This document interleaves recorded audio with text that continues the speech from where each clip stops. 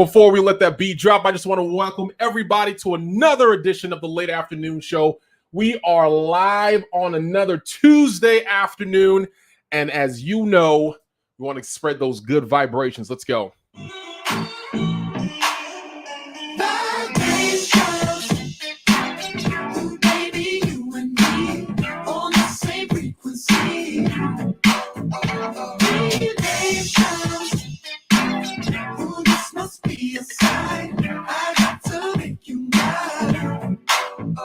Guys, as always, I always look forward to Tuesday afternoons. It's an opportunity to spend time with you, the Meaningful Work Movement, all of my lovely, lovely people. A time to talk to smart people, learn a little bit about meaningful work from different perspectives. And today we have a powerhouse. Miss Wanda is here with us today. So let's vibe. Invite your friends, invite your families, tag them in, let them know Tim is live on the Late Afternoon Show. Let's go.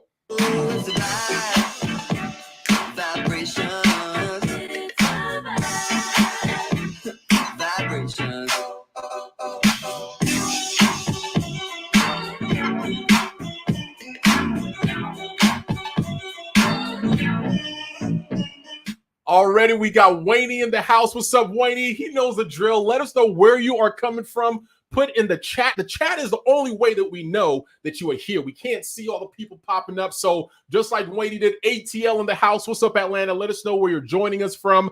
And yeah, invite your friends. Tag them in. Send a little airplane emoji. Tag them in. Let's go. Sitting on the edge of the pool, hanging with the rest of your crew, flashing those big brown eyes at me. As I was walking by, saw that your drink was dry. Seized a good opportunity. Oh yeah, electric magnetism in the air caught me out of nowhere. Oh, I'm buzzing like guitars and rock and roll. You give me those good old vibrations.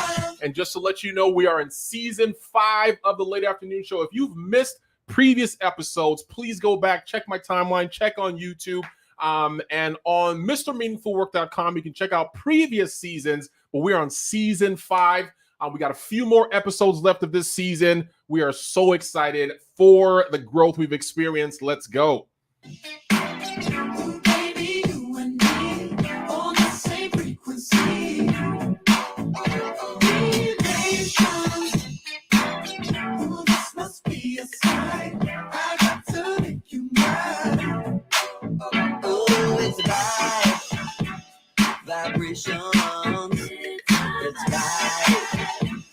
Vibrations. We're about to get the party started in about 50 seconds, probably less than that, 45 seconds. So tag your friends, let them know we are starting. We got the wonderful Wanda Cole-Frieman. I did not even know. So I knew she was a big deal. But when I started posting and folks were like, oh, Wanda, what? Wanda, what? Wanda? I was like, oh, I don't even know. But now you know. So let's go. Tag folks in. We're talking to Wanda Cole-Frieman today. Let us get started.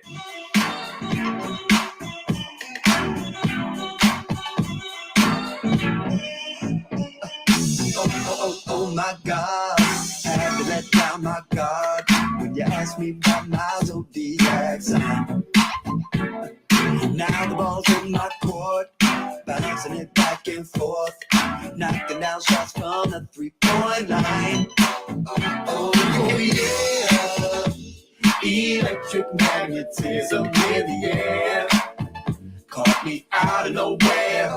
Oh, I must have met you a lifetime ago. Give me those good vibrations. Those good old vibrations.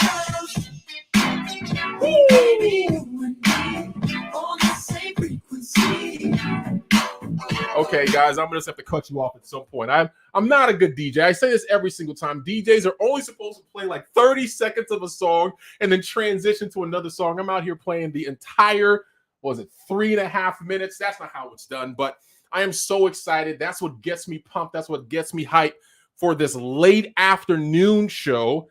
The show that was created to learn about meaningful work, have a good time, get some professional development, get some different perspectives on the work that we're doing in a fun way, in a good vibe environment, talking and networking with our friends, with our colleagues, with leaders. And so we are doing that today. So thank you so much for joining us. We've been blessed with some phenomenal guests. This season, we've had some really great guests over the last few seasons of the Late Afternoon Show, but there's been something about this season 5, like gems. Like I feel like in every episode, I have come to a masterclass. Have you guys felt that? Let me know yes or no. If you felt like on the last episodes, you were in a masterclass about recruiting, about meaningful work, about so many different issues that we've been talking about. And so I am glad for the learning that I have personally experienced over the last it's been a few weeks now, but almost 2 years since we launched in 2020 with the Late Afternoon Show. But guys, we're not going to wait any longer. It is already 5:07. 5:07.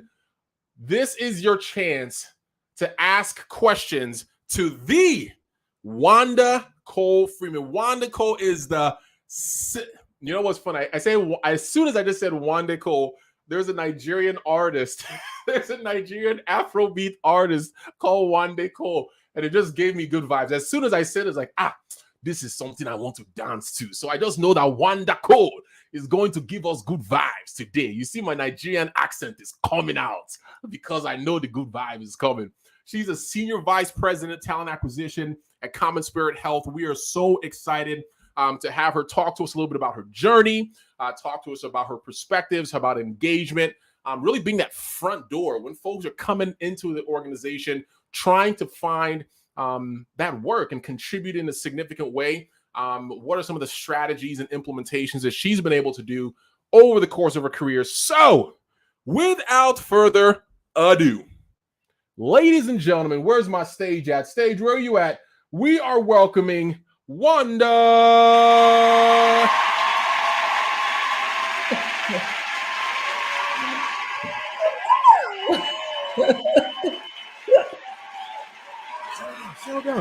Settle down. Settle down. Wanda, how you doing? I am doing great. You got me all pumped up over here as well. Thank you. Oh, man, that is the whole point. Thank you so much for gracing us with your presence today. Did you know that you have the kind of reach that you have? When I posted and I was seeing the type of folks that were saying, oh, wow. You've built a pretty large tribe. Did you know that? Well, we only get through this life with our tribe, so I hope so. I don't want to be alone. That is awesome. Well, Wanda, thank you so much for joining us today. And I have to say, one of the reasons that I was very excited to chat with you, it was probably maybe sometime last year or maybe the year before. You'd invited me, or I was invited to come and share with your team. And the thing that I was most impressed with, to be completely honest with you, was how engaged, like you could feel the joy, the excitement, the connectivity oozing through those little Zoom boxes. Like you can see it there, and it was palpable. Right? We do a lot of, Zoom has been around, and virtual meetings have been around since the pandemic. And sometimes folks really struggle to get folks engaged and get folks active. But it seemed effortless when I came and spoke with your team. So I was like, I got to see what is it that she does.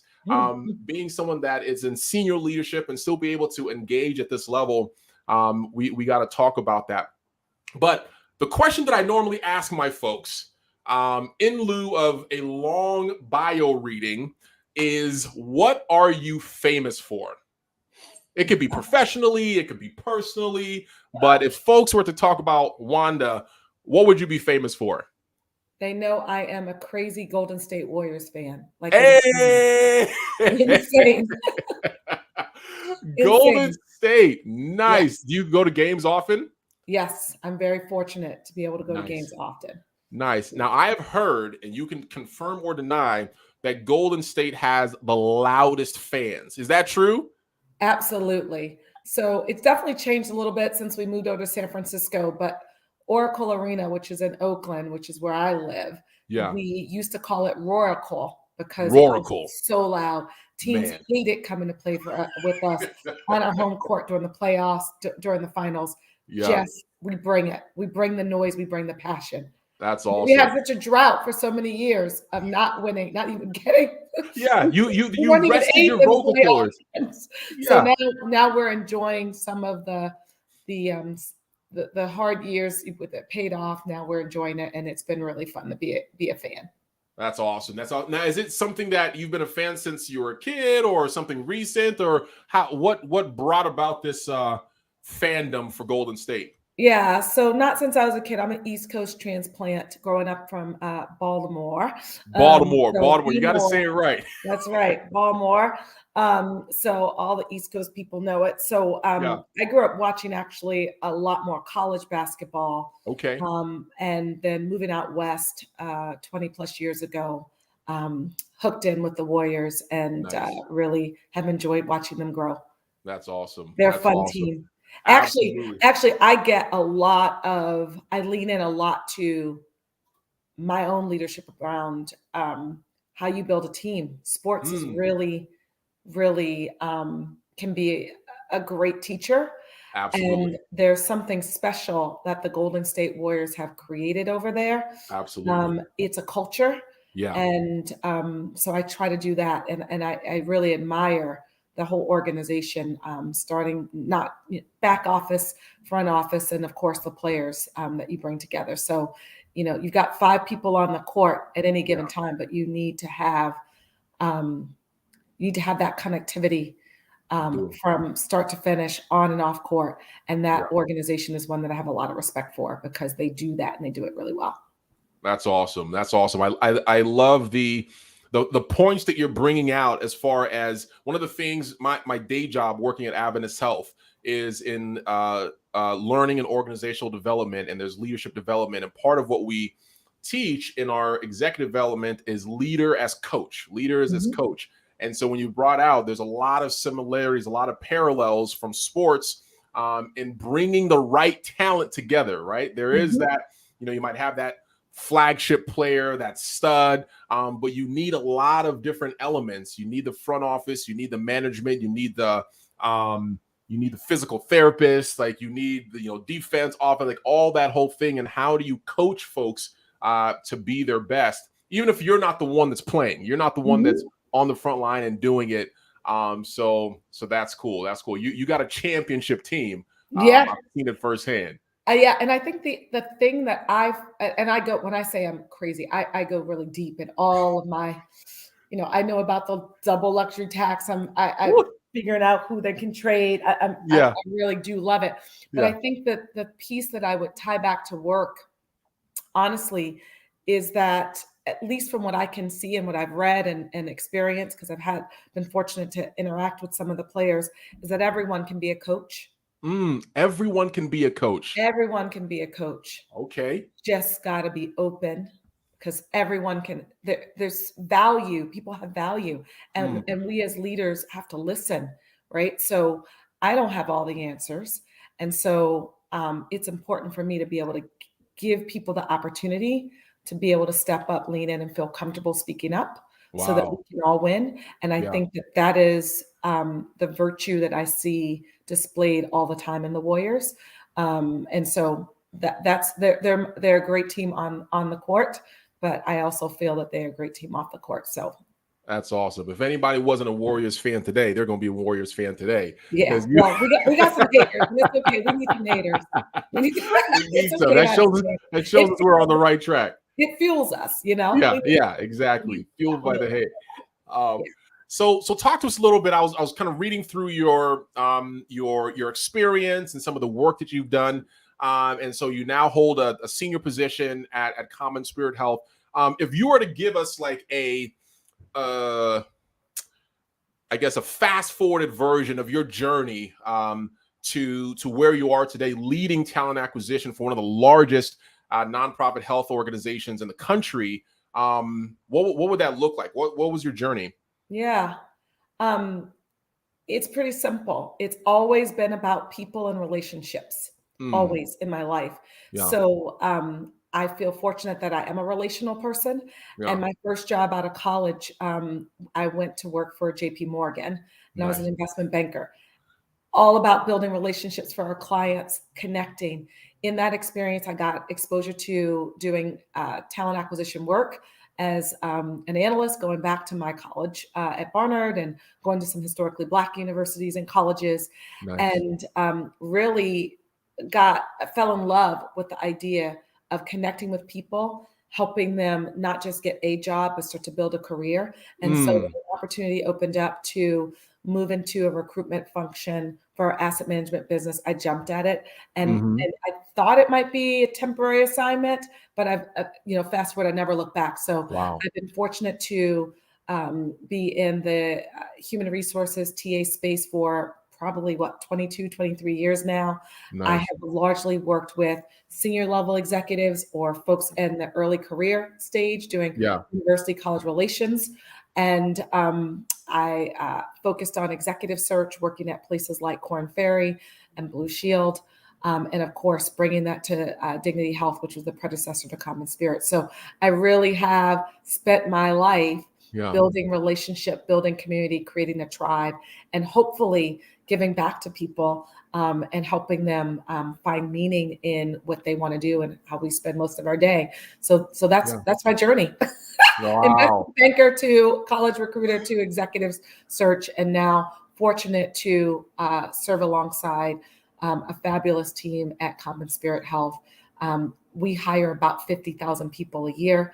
This year, we're on track to probably hire 60,000.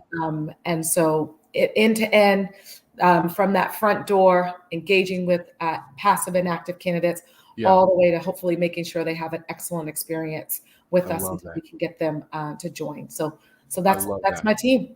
That's what we do. I love that. That's what we do. It's like The Rock when he sunk that shot. It's like, that's what I do. That's what I do. That's right. That's what we do.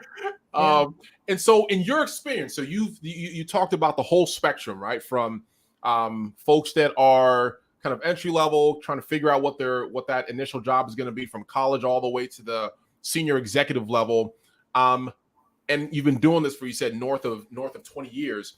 What would you say has changed, if anything, in recruiting and talent acquisition from when you started to what recruiting and talent acquisition looks like today? Well, we don't have Rolodexes anymore. What is a Rolodex? not in that sense.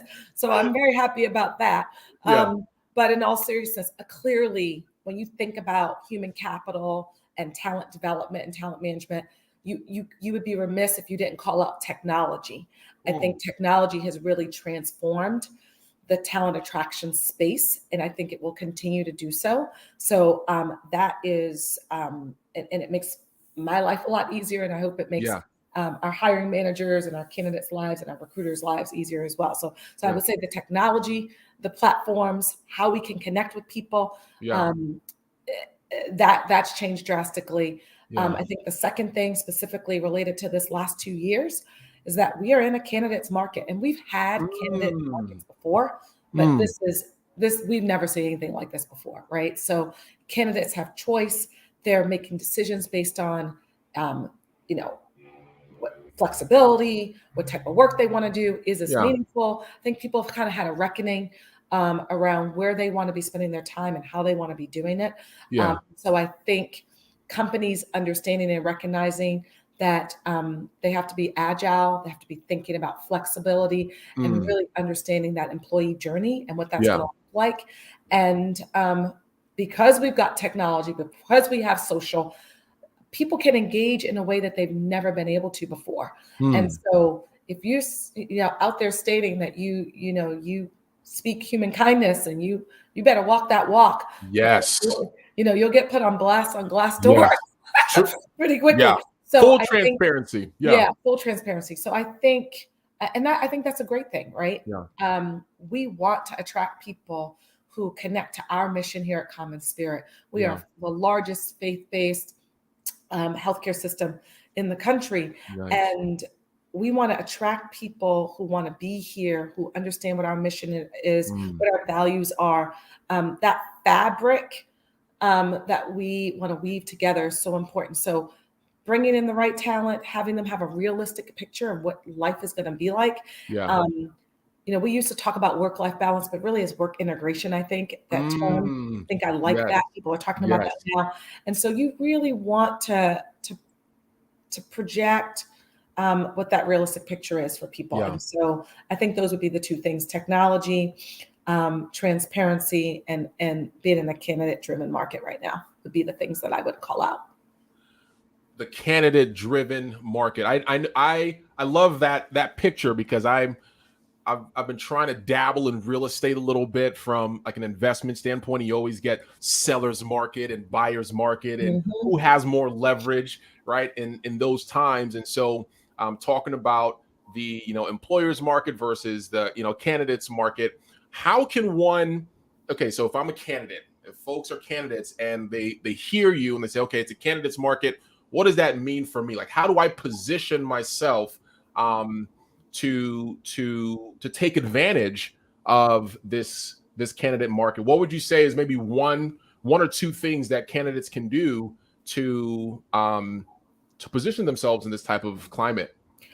Yeah, I think it's pretty simple. I'm not a person that has a lot of tricks and and gimmicks, but I think you show up as who you are, and you can engage with your potential employer. And it So don't happens. fake it. When you say show up as who you are, don't pretend to be somebody else or something. Yeah, that you you're not. shouldn't, right? Yeah. And I think organizations are recognizing that it takes a lot of different kinds of people to make organizations successful, to meet the needs of what their customers want. And in our case, our patients and their families. At the end of the day, that's what's most important. So I think we want people to be their authentic selves. And I don't want to use that in a trite way, but we do. Because we do have a different culture than the next place. And so asking those questions, getting transparency, understanding what's important to you, and really being able to drive that home. As I said, there's transparency on the internet. You can find people on LinkedIn that you've never met before and say, hey, I see you work here. Tell me a little bit about it. Or you recently changed jobs. What's that about? So I think that's putting them in the driver's seat, is having access to information and being able to evaluate for them what truly is going to make the most sense for them and what matters. And I think if people come to the table with that open, transparent, I want to learn, and then what can I do to create impact once I'm there? As well as how will I grow? I think it will ultimately end up being a win-win for both employer and candidate. I love that. Just be yourself. Some folks, it sounds simple, but oftentimes it may not be as easy in practice, especially if you're, trying to impress an employer, or it's desperate times and we're really trying to get into something, and it's like, well, this might be what they're looking for, so I need to, play up to that, versus, how do I let my characteristics, my value, my uniqueness shine through in these particular, competencies or skills or things that they're doing. So that's good to know. What would you say is, because in working with some of the talent acquisition folks that I've worked with in the past, there is a big value placed on candidate experience, right? So once somebody engages and said, okay, this is the role I want to pursue, I want to align myself with this organization. What do you do when somebody has a bad candidate experience? As an organization, what is your response to less than ideal candidate experiences? Yeah, and that comes in all different shapes and forms, right? So we hope that they are minimal, and I know that with our teams, everyone who's working in talent and human capital, it happens sometimes. Someone didn't get back to someone, and it's inevitable. It will happen at some point. But if it is called out, what I always do is I pick up the phone and have a conversation. Yeah. So and understand and learn and listen and try to use it as a growth moment, not just for me or the candidate. Sometimes people misunderstand, right? So we'll get a fair amount of candidates sometimes who will say, I've applied to 10 roles and I've not gotten a check-in. Yeah. And sometimes it's that their background just doesn't match the requirements of the role. And so it's around picking up the phone, having a conversation, explaining a little bit more about what we're looking for, what's the requirement, where we have wiggle room, where we don't. But ultimately, at the end of the day, it's a continual listening, continual learning, trying to get better. Where we have processed things, clearly trying to work on fixing those and using technologies, reorganizing teams to optimize what we need. But I'm all about listening and learning and trying things out. And if it doesn't work, let's then rehuddle again and try again. But trying to use it as a growth moment. That speaks to your point that you shared earlier about employers being agile, right? Being flexible. Try it out, right? If there's feedback and there's an opportunity to change or pivot or address it, that shows that agility and flexibility, and that's what candidates are really looking for, in this climate. Thank you. What's up, Megan? Megan from Memphis in the house. We got East Coast in here today. Yeah, I like it. It's 8 o'clock. It's 8 o'clock. we gotta keep it real for them. Exactly. It's not a late afternoon show. It's almost late night show at this point. Yeah, exactly.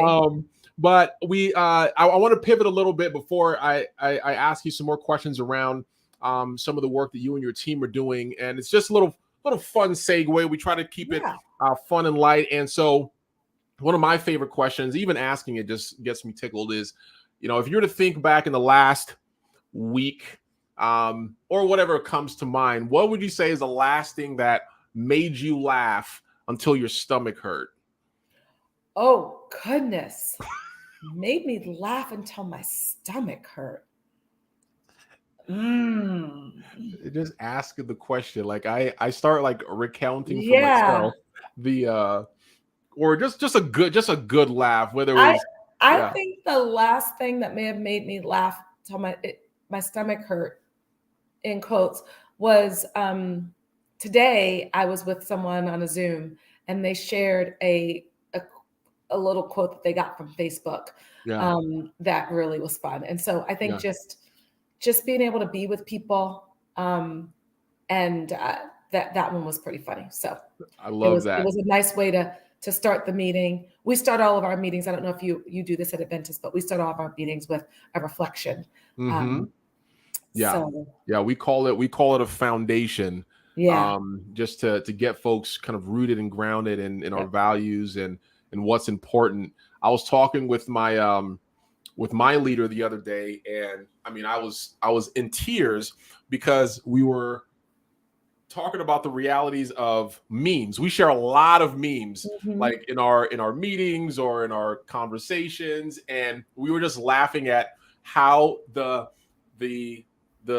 humor value of memes starts to decrease when you're trying to tell somebody about it and look it up. So it's like, oh man, I saw this meme and it had this, and this, but as you try to explain it and describe it, and you're like, it just gets less and less funny. And we were sharing our two very unique experiences of, and then you send it and it's like, oh, okay, well, that just it was funny in the moment. You just had to be there. Had to be there.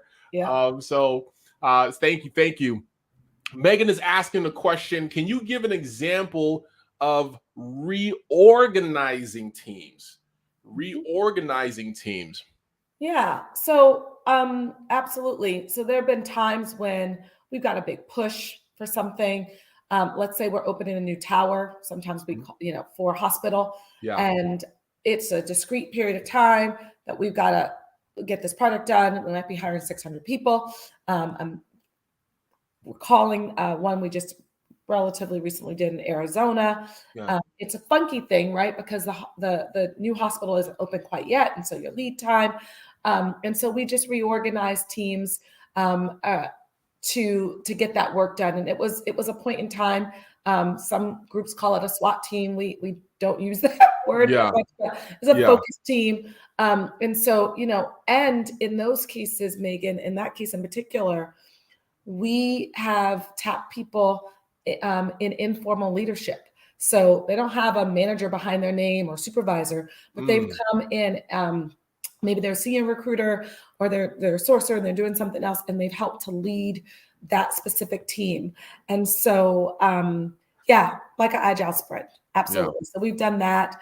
Another thing that we've done when I came to Dignity Health at the time, one of the things that I noticed was that we needed infrastructure to help us proactively find candidates.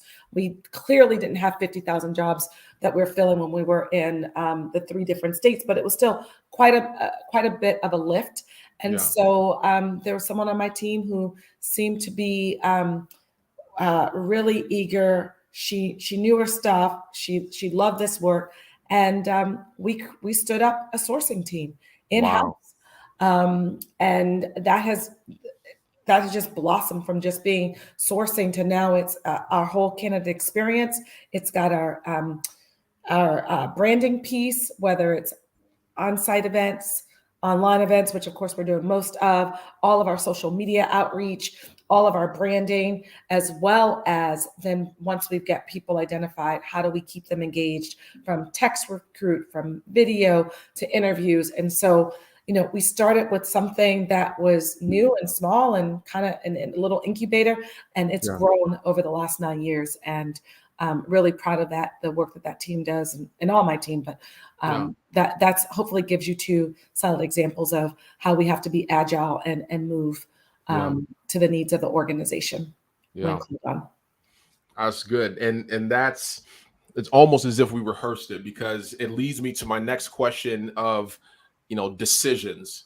And there's a clip that floats around of, I think it's Jeff Bezos, that says that at his level, he just needs to make like 2 or 3 like major decisions like every day. Like that's all he really has to do. And so, in your role, really leading the strategy for talent acquisition for the organization, when you think about the major decisions that you have to make, is there a framework or a rubric or a criteria that you have for making these key decisions for the organization?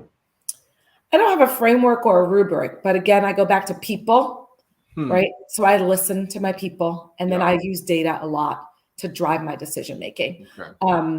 Data in and of itself doesn't do much good if it can't tell you a story.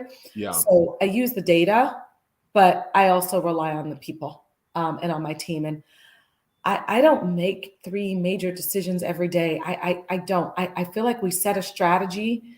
We try to put it to play. I give people, I hope they feel this, and I think they do, that I give them space to have a conversation about where we think we want to go and how we're going to do it. Yeah. And then they go off and do it. And I do check-ins. Yeah. People can come to me. I'm kind of a 24/7, ping me, either it's IM or call me or let's send an email. I actually tell people, don't send me an email. If it's longer than 2 sentences, don't email me. Call me. Just call me. I'd much rather have a conversation. I feel like it's much more, I know it's not necessarily the most efficient, but I do like engaging with people. And sometimes things are discovered when we have those conversations. So from my perspective, I rely on my team and people around me, and getting folks from other teams that engage with us. Yeah. And I like to listen to our candidates as well. So we have candidate surveys. Obviously, we have new hire surveys. So just taking those inputs and then rolling with it, and then being prepared to switch if you need to switch, right? Yeah. Yeah. I think people can make mistakes when you sit too long.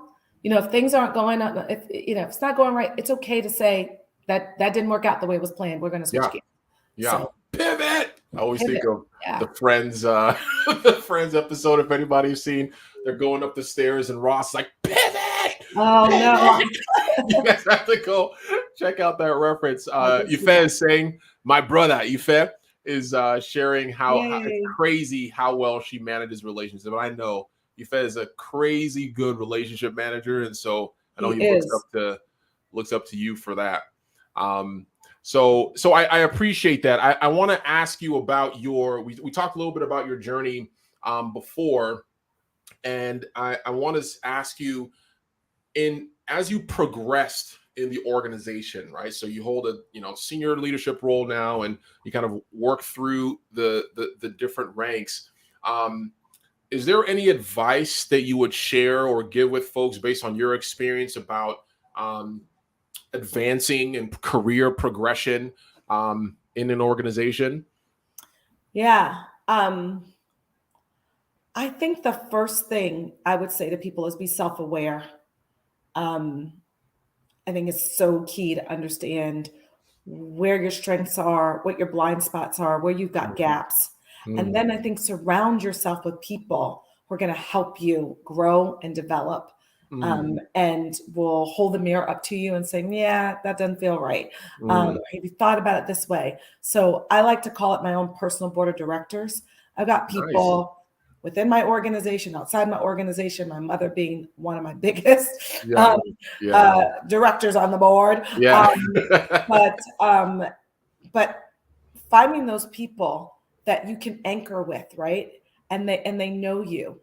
Sometimes that's in the form of an executive coach if you need that. But other times it can be a little more informal. And I think understanding where you want to go and where you want to get to, and then figuring out how you can create experiences. And it might not be with a title. It might be that you're taking a stretch assignment and you're doing something that's outside of what you would normally do, but it's giving you some other experience that is going to help you along that journey. And I think people often get caught up in the titles sometimes, or they get caught up in, whatever it is. But I always ask people when they tell me they're looking for a change, it's like, well, where do you want to be two steps from now? And then let's figure out what could be meaningful experiences that help you get there. So that's what I would say. It's about being self-aware, assembling a group of people who are going to be that sounding board for you, being able to check yourself, and then being open to trying things that might not be on that quote unquote straight ladder. But that's if I had not decided to try university relations for JP Morgan on an interim assignment, I would not be in this role today. And I absolutely love what I do. And so I'm just grateful that I decided to take that pivot from investment banking and try this, because it's brought me, fortunately, a very rich career. And it's rewarding and fulfilling, and it's something that I hope to continue to do for a long, long time. That's awesome. Self-awareness, surrounding yourself with folks that will push you and drive you, your personal board of directors, and then experimenting, trying different things as far as advice for folks that are looking to move up and progress. Before I get to my last kind of our foundation meaningful work question, there's been a lot of swirl and action and awareness around the concept of diversity and inclusion and equity and things like that.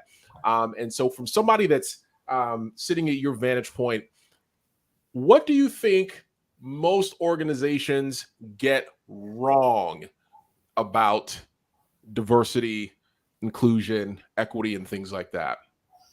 Yeah. What do I think they get wrong? I think they think they can create a program that their culture won't support. So I was listening to a podcast in early January, and it's on my list. I haven't read the book yet, so I'll admit I haven't read the book. But the quote from this book, Atomic Habits by James Clear, really stood out to me. I And just so finished that book. It's you awesome. did. Okay. Well, Yeah. it's on my list. I got a number of books on my list, but it's on my list. It's downloaded. Yeah. I like to listen while I hike in the morning. But so you probably know this quote because you just finished the book. But he says that we don't rise to the level of our goals.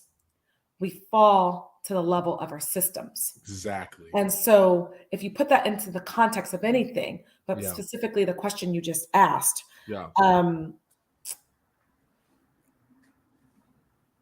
the piece that I think that companies often do is that they're reactionary. We've got to do this so quickly and we got to do that, right? But they haven't done the work to get the culture to where it will be to a place where people accept.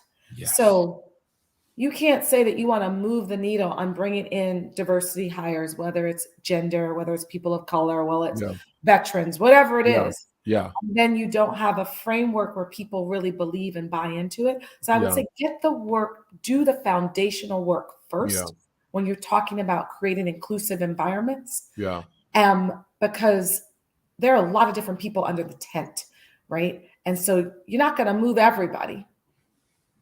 Yeah. Just not. It's not possible probably. Yeah. But you need to have a system that is going to support the framework that you want to put forward. So I think that's where companies miss. Yeah. And, they can go and sponsor this and sponsor that. But when you really look and see, what's really changed. Right. Maybe it hasn't. Or when you get in a meeting and you ask people, do you feel like your opinion's valued? And no one ever looks you in the eye and says hello to you. You've got a bigger issue, right? So think about addressing your culture. What are your culture norms? Sorry, my dog's barking. I apologize. You're good. It's all good. No, that is a beautiful call out that the culture needs to support it. The systems need to support it. Otherwise, it's just like you said, a reactionary surface level thing that won't be sustained. And Megan is asking the question if there is a book or leader or method that can help towards success with DEI. Any recommendations? Yeah, I don't know if it's a book. It's not a book, but DE&I, and I like we add the B for belonging. I feel it's got to come from the heart, and I'm struggling with giving Megan an answer because I do believe it needs to come from top down, right? I think people at the top, leaders at the top, need to believe in it. I believe we should be transparent around who we are and what we're trying to do. And I think that we should be realistic. But I will tell you that in my opinion, in my experience of working for, 28, nearly 30 years, the best success happens when people relate to people. And so I do think storytelling is the way to capture people. Yeah. It's a way to say, gosh, that's not my experience. Yeah. And it may not ever be my experience, but I can have empathy towards you, right? So I like to have people tell stories. Yeah. And that creates, you got to have trust first. Yeah. So let's just be clear. Start with trust. You got to start with trust. Yeah. But I think even in a company as large as Common Spirit, we're 150,000 plus people across the country. Yeah. If people can tell stories and connect, I think you can create. You can create together. And I think if we really want to move the needle and have true inclusion, true belonging, I think doing it through storytelling. And again, it comes back to people. Yeah. It comes back to being relational, comes back to listening. Yeah. And it comes back to being open that we may not have all the answers. Yeah. And the last thing I'll say is that it comes back to we're gonna hit some speed bumps. There are definitely going to be speed bumps when you talk about DE&I and inclusion, right? Yeah. Absolutely. Yeah. But I think if people are willing to have those real conversations and they know they can do it open and they're not going to get their hands slapped, and there's true openness and trust, I think we can get there through storytelling. But again, go back to James Clear's quote, create the system. Yeah. Make sure your system is there. Yeah. If you don't have the system, your goals are, you're not going to reach your goals. Yeah. Yeah. I love that. I love that. Trust comes first. Creating those systems. I was speaking to, I think it was last week, we were talking to a group, Olay, they do social journaling. And in that social journaling, it's a method for storytelling. They have like a prompt, and folks will journal and then share. But what they found is that it creates the environment for active listening. It creates the environment and sets the framework up for inclusion and all these different principles. But like you said, it starts with storytelling. It starts with a space where folks feel a level of psychological safety to be able to just be open and share their experiences, and folks can hear it and understand it from an empathy standpoint. So thank you so much for sharing that. Our last question, and we'll let you go, is how would you, based on your experience and application, define meaningful work? How would you define meaningful work? Well, for me, I think it's different for everyone, I would imagine. Yeah. But for me, as I've said before, I get a lot of energy from engaging with people and hoping that I can create an impact for them. And that is helping them find a career where they feel like they can get back. People obviously need to earn money to live and survive, right? We know that. But to be able to feel like every day when I come into work, or most days when I come into work, I'm connecting to something that that matters, that makes a difference. Yeah. And I would have never have thought in a million years that I would have ended up in healthcare when I graduated from Barnard and went to work at JP Morgan. I just would have never thought I would end up in healthcare. But when I think about health equity, when I think about how we manage population health in the US and the lack of access to just care, when I think about the mental health crisis that this nation and this globe is in right now, due to the pandemic, and the fact that we are struggling to find appropriate behavioral health folks for people and social workers and that safety net, right? Yeah. Working at a place like Common Spirit feeds my soul, because I know that every person I have an interaction with, whether it's the SVP of products from an IT perspective to the chief physician executive candidate who's going to help work on clinical protocols and chart a path, to the transporters, right? To the patient sitters, all make a difference for patients when they're at their most vulnerable and their families. And so for me, that's what connects to me, that I understand the why, and the why connects to people. And I want to help give people an opportunity to make a difference in other people's lives. So that's why I get up every day, and that's what makes it easy. And I feel really blessed to be able to be in this spot. And I think that for each individual, that's going to be different for them. But I think connecting with what the mission is, back to our earlier conversation, really using the tools and the access to make sure that what they say is what you're going to get. Yes. And that value set is going to align with your value set, I think is going to make a whole big difference. And then, of course, being competent and feeling like you can do the work, right? And that you're adding value. But I think that foundation of connecting with mission, connecting with values of the organization, and having that be aligned with your personal values makes a huge difference. So those are the things for me that create meaningful work.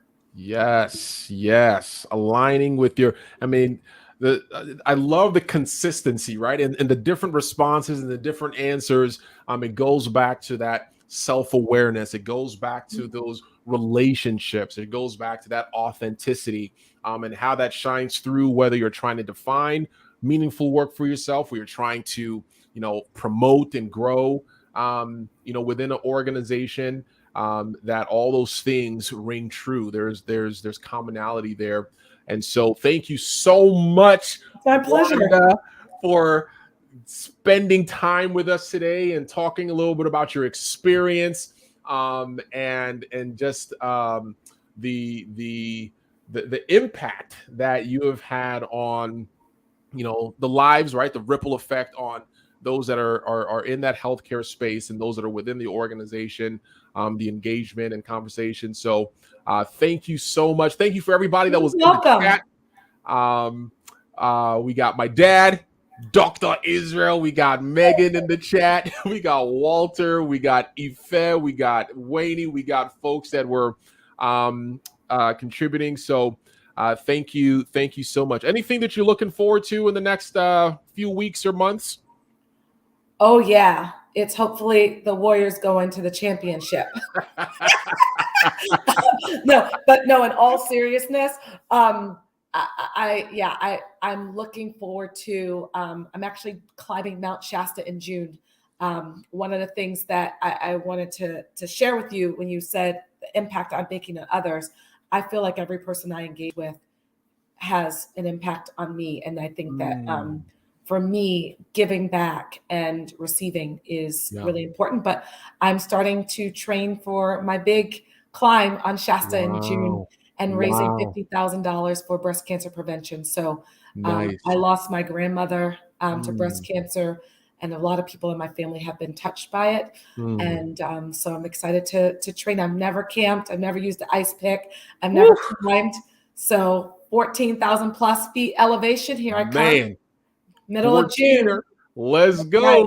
So that's what I'm looking forward to. Nice. Is there anything that we could, is there like a link for what you're raising? Oh yeah, it's on my LinkedIn page. If you want to contribute, it's an amazing organization. And I need all of the positive vibes, whether you can contribute financially or just, quite frankly, the good vibes to help me get up that mountain, because I think it's going to be a new experience for me, and I'm super excited to do something new and different and help other people. I love that. Thank you so much. Thank you so much, everybody, for spending time with us this evening. Connect with Wanda on LinkedIn. And you can see the organization. You can track what they're doing. One of the things that I love about you and your team is that everybody is posting. The whole team, everybody is posting, whether it's motivation or kudos or openings. Like the whole team is really in there, so you can see that level of commitment and engagement. That is the end of our show today. We have another episode next week that I'm super excited about. And for folks that haven't already, we have a group on LinkedIn, the Meaningful Work Movement. The Meaningful Work Movement is just an easy way to see a curated list of all the different things that we talk about in the Meaningful Work community. So as opposed to going to my page and clicking on activity, you just have like a one-stop shop of the conversations, the engagements around meaningful work. So I'll put a link in there tomorrow. Ife, thank you so much. He put the link in the chat. Thank you so much. Ife. Yes. I appreciate that. Yes. So folks have it easily there. And so we're going to sign off for today. Let us know what you thought about today's show. If you have any comments, any recommendations, just shoot me an email or a DM, tim@mrmeaningfulwork.com. Check out all the other things that we have going on mrmeaningfulwork.com. That is it for this evening. Everybody have a great evening, and we will see you next week on another episode of the Late Afternoon Show. Bye-bye. Bye. Thank you for the opportunity. Absolutely.